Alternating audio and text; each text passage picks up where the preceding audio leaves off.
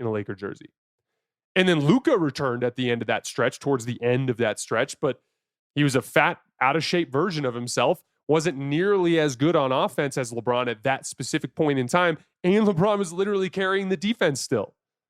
And during that stretch, the Lakers went 13-3, with LeBron basically leading the way as the superstar. LeBron ain't doing nothing but guarding the ass person on each team. He's a four-man guarding the ass person on each team. I'm sorry. Ain't no four-mans in the league that he got to really worry about now but AD. AD wasn't out there, so he didn't have to guard him. He had to guard Najee Muhammad, what's the nigga name? He don't have to guard nobody. It's true. It's good, though, to be at his age. He don't need to. Those are all right there in the restricted area, but hey. Great half for him. Great half. But now you got to play defense, which is not easy. Yeah. Welcome to another episode of Edtv, man. If you press play on this video, hopefully you subscribe, comment, like, share the damn video, and hit the notification bell for whenever I upload. It'll be nice. So, you heard what Nick Young said. The Jason Timpf dude, you already know what he gonna say. He downplayed Luka, he downplayed AD, and gave all the credit to the offense and defense to LeBron James. So you know what I did? I went back. He said for a 16-game stretch, LeBron James played like a superstar even after Luka got back. So I went back and I had chopped up some clips to show you guys the type of defense he was playing. And I have a little bit of the offensive clips in there to show you how he's been scoring and having this superstar prowess that Jason quoted or was talking about. Check out these clips, man. All right, so this one right here. Outlet pass, you don't get back on defense to help to Dalton connect. Alley-oop, dunk, easy bucket. Right here, same old thing. You're spectating, watching, resting on offense. Cool. That's another clip. So this one right here, get the smaller defender, set that weak-ass pick and roll he likes set for him. All right, that's 1-3. Same old thing. He's walking up, boom, step, get the smaller defender on him so you can shoot right over him. That's half of your production right there. Down, you don't even get back on defense. You don't even cross the half-court line. Rebound, put back. Another one right here too. Shot, brick, outlet pass, down. You don't even cross the half court, cherry pick. That's another one right here as well. Boom, you're standing in the corner guarding who the hell knows, spectating, resting on defense.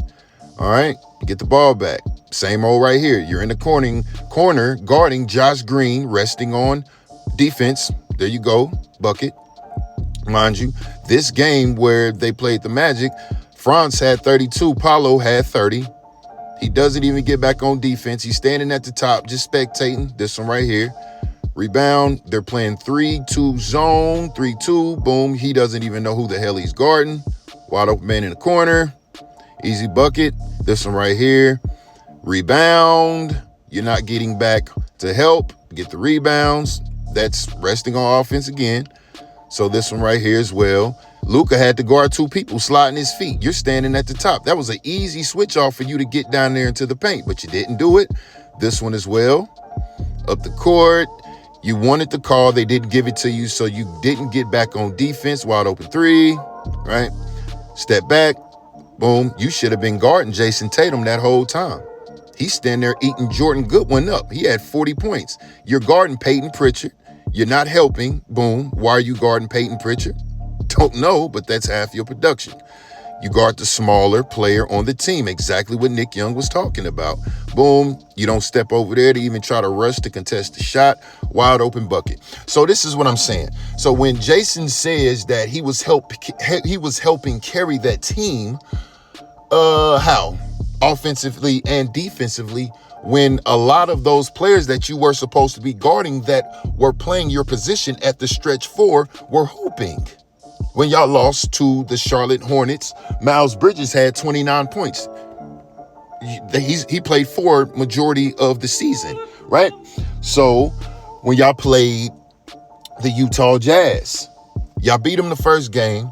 Second game, they came back and spanked y'all. Lauri Markkanen, who plays the 4 and 5, he had 17 first game, 32 the second, and John Collins had 17 both games. You were supposed to be guarding one of those players. You know what I'm saying? Y'all played the Clippers back-to-back. Kawhi Leonard played the stretch 4 for the Clippers majority of the season. First game, he had 21 points. Second game, he had 33. You weren't guarding neither one of them. You were guarding at DFS. It was either DFS or Rui, but you're standing off in the corner guarding who the hell knows. You was guarding, when Zion Williams dropped his 37, you were guarding Kelly Olynyk. You were scared to guard Zion. To the point where you get down in the paint, you see Zion coming, you sit and try to catch and try to get the charge. You don't do that very often, but you were intimidated by Zion Williams because you can't guard him. And you know he's plays somewhat like you. Once he gets into that paint, it's time to eat. It's time to eat. You didn't even guard Josh Giddey when he almost gave y'all a quadruple double when they beat y'all. 15 points, 10 rebounds, 17 assists, and 8 steals. Almost a quadruple double. You had a better chance trying to guard him. But you didn't. You wanted to guard Montes Buzelis, a least productive player on the team. It's only his second, third year in the league. So you know he's not going to do much, but he was productive kind of, sort of. But he was still busting ass too. So when they talk about defense, what defense? He hasn't made the all defensive first team since 2013 and the all defensive second team since 2014. What defense? You haven't made all defensive teams in 11, 12 years. Can we stop? And then you tried to ish on Luka and say, oh, Luka's fat. When he got back, Luka was still kind of rusty. He was still kind of rusty. He was still getting his legs up under him. When he finally got his legs up under him, he ended the season averaging 28, 8, and 7. But LeBron carried the offensive load for the Lakers to where that little run that you was talking about. Yes, LeBron carried some of those games, but when Luka got his footing back, majority of the time, Luka was the player of the game for those games. So what are you talking about, Jason? And if you look, Nick Young, in the video clips, Nick Young is absolutely right. He guards the smallest player. Why is he guarding Peyton Pritchard? Why is he guarding these small defenders that aren't really productive? Yes, Peyton Pritchard is one of them guys, but on the other teams, he's standing in the corner for the guy that's not going to move much. Why are you guarding Wendell Carter Jr.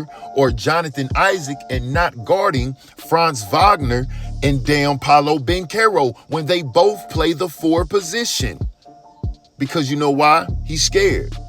He can't keep up with him. He's trying to conserve energy. That's why he rests on defense by guarding the least productive player on the opposing team.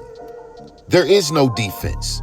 And stop giving the excuse that he can do these things because he's 40. As long as he's playing between 37 and 40 minutes a night, we don't want to hear that 40-year-old excuse-ish that y'all keep trying to throw out there. It doesn't make sense. This doesn't even fly. As long as you're still playing and being productive to where you can go out there and get 25 points, be 25, 8, and 8, or 24, 7, and 8, or whatever the case may be, you're not against getting your ass busted. Don't care how old you are. If there's a better player on the opposing team, you're supposed to guard them. I remember I was playing AAU. I used to come home, my stepfather said, how many points you get? Did your man score? It's about being the player to do your thing on both sides of the ball. You busting your opponent's ass and stopping him from scoring. There's none of that going on to where his man is not scoring. He's slowing his guys down. He's not slowing his opponent down. He's letting them score.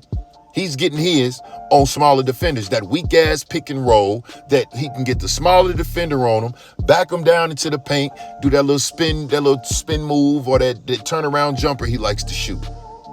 As the best player, you guard the best player on the opposing team. Jordan did it. Kobe did it. Shoot, even Dennis Rodman was guarding Patrick Ewing and them Alonzo Mourning and them big guys. And Dennis Rodman is what, 6'8", 6'9", and was still guarding 7-foot big bodies. Why? Because he had the heart to. He had the guts. But you got this guy 6'9". He don't want to guard the big guy. He don't want to guard Nikola Jokic. He ducks out playing against Giannis because he know Giannis gonna bust that ass. Yes, he's going to go out there and try to guard Jamal Murray, but Jamal Murray's gonna bust that ass.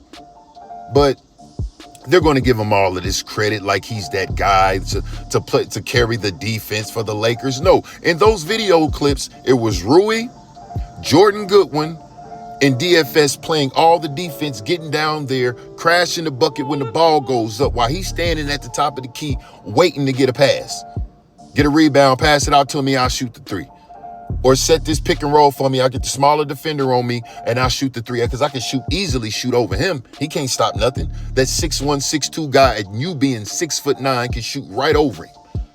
So don't nobody want to hear he carried nothing on offense. Because if Luka wasn't there averaging that 28 points, who the hell knows where that team might have ended up?